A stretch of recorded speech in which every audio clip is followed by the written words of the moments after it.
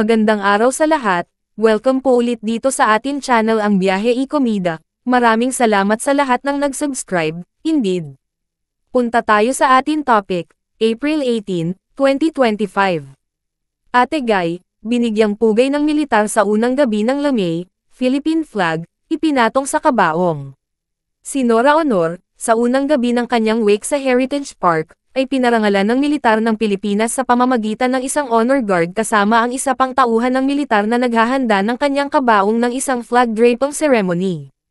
Ang unang gabi ng kanyang wake ay minarkahan ng isang makabagbag damdaming pagpapakita ng pambansang paggalang, na nakunan sa isang nakaaantig na video ng reporter ng News 5 na si Faith Del Mundo, na naglalarawan ng mga gwardya ng karangalan ng militar na gumaganap ng kanilang mga tungkulin sa seremonya at ang masusing paghahanda ng kabaong ni Honor para sa pagdraping ng watawat ng Pilipinas.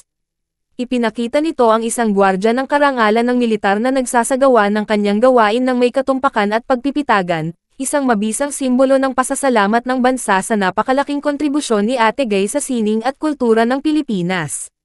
Ang presensya ng mga tauhan ng militar sa kanyang wake ay hudyat ng pagkilala sa katayuan ni Honor bilang isang pambansang kayamanan, isang sining na ang mga gawa ay malaki ang naiambag sa pamana ng kultura ng Pilipinas, habang nagdadalamati ang bansa, ang pokus ay lumilipat sa pagdiriwang ng pambihirang buhay at karera ni Ate Guy. Ang kanyang paglalakbay, mula sa mapagpakumbabang simula hanggang sa rurok ng katanyagan, ay nagsisilbing inspirasyon sa mga naghahangad na artista at isang testamento sa kapangyarihan ng talento at dedikasyon. Ang pagbuhos ng kalungkutan at paggunita mula sa mga kapwa-artista, mga profesional sa industriya, at mga tagahanga ay sumasalamin sa malalim na pagmamahal at paggalang sa pambansang artista. Ang mga platform ng social media ay naging isang virtual na alaala, na puno ng mga personal na anekdota, ibinahaging mga alaala, at pagpapahayag ng pasasalamat para sa mga hindi mabubure na sandali na nilikha niya. Ang solemne na seremonya sa unang gabi ng kanyang wake, kasama ang mga gwardya ng militar at ang watawat ng Pilipinas, ay nagsilbing mabisang paalala sa pangmatagalang pamana ni Ate Guy. Ang kanyang mga kontribusyon sa sinehan at musika ng Pilipinas ay patuloy na magbibigay inspirasyon at impluwensya sa mga susunod na henerasyon, na tinitiyak na ang kanyang liwanag ay nagniningning, isang tanglaw ng kahusayan sa sining at pambansang pagmamalaki. Ang marangal na pamamaalam ay isang patunay sa katotohanan na habang siya ay maaaring nawala, ang kanyang epekto sa sining ng kultura ng bansa ay nananatiling hindi mabubura. Salamat sa malaking kontribusyon Miss Nora Honor. At yan ang atin latest showbiz chika update for today, huwag kalimutan mag-subscribe.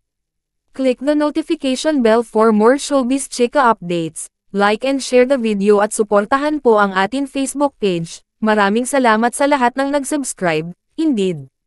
Magandang buhay sa lahat, adios.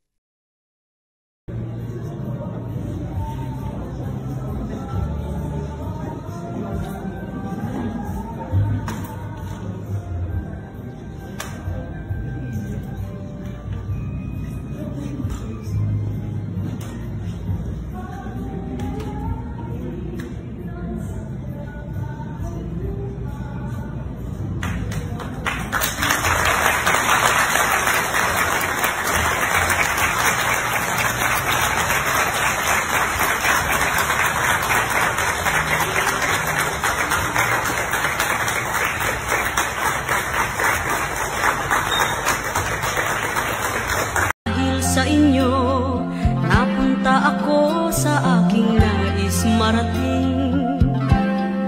Nais ko kayong pasalamatan kahit man lamang isang awitin.